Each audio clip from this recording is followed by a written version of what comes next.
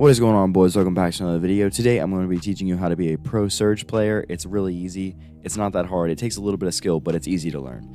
So first off, getting into the best builds, starting with the gadgets, you want to use the gadget that reloads all your ammo. You use it as a shield and then reloads all your ammo.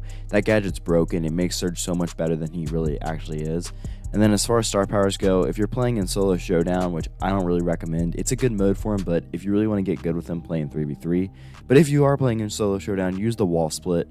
If you're not, use the stage 1 super that keeps you out the game. It's really good in game modes where you die a lot, like hot zone and brawl ball and that kind of stuff.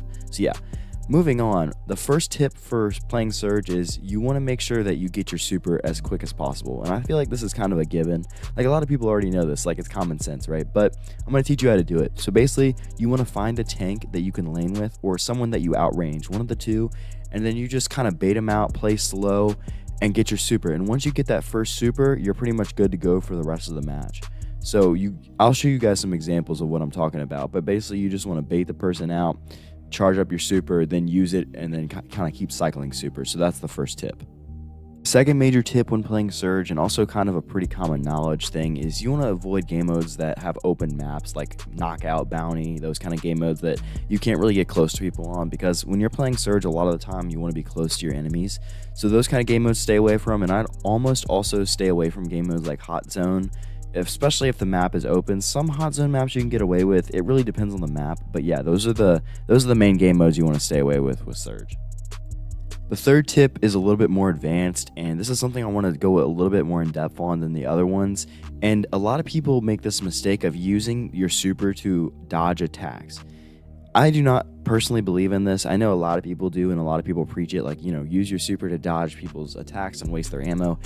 I mean, to me, it's just kind of like a pointless thing, because I'd rather use my super to A, either charge my super more, or B, hit somebody and then, charge my super more, instead of wasting it just to dodge an attack that reloads pretty quickly. So, like, a lot of people will say, bait out attacks and stuff. I don't do that. Like, what you want to do most of the time is if you are baiting out attacks, you want to also, use it to get closer to someone.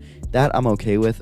I do that sometimes, but most of the time you want to make sure you can either hit them or do something else that actually is productive.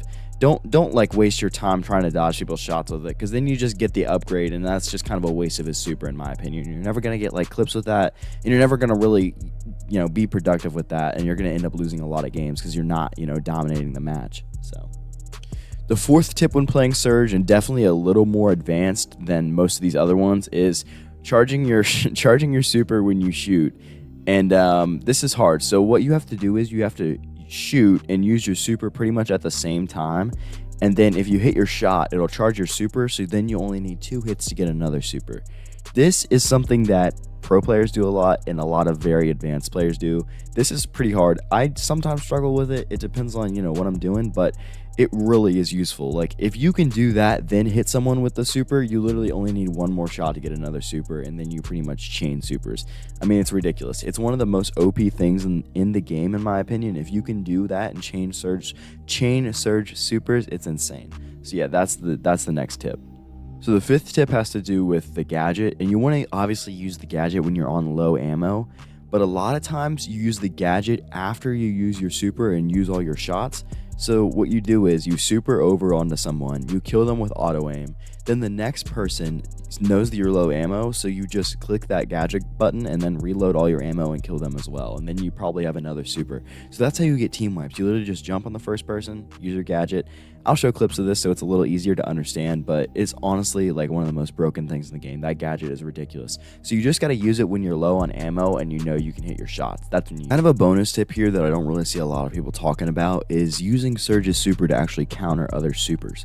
This is something that a lot of people don't really think about doing, and neither do I, to be honest with you, but I actually just learned about this not too long ago. Like, if a Primo uses super, or a Buzz uses super, or someone uses super, a lot of times you can counter that super with a Surge super, and it's really good like that because it's a stun, so it just cancels their super out, and then you have your super and you pretty much have a free kill, basically.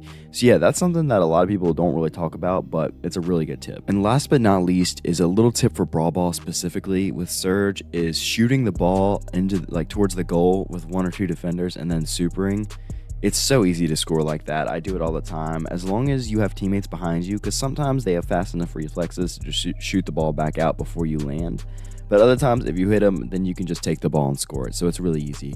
But yeah, that's one really good tip. And then even if they do counter that, a lot of times you'll be able to just get the kills and score anyway. So yeah, that's a really good tip to score in Brawl Ball if you're kind of having trouble scoring. So yeah, anyway, thank you guys for watching this video. I really do appreciate all the support recently. It's been amazing. So yeah, peace out, homies.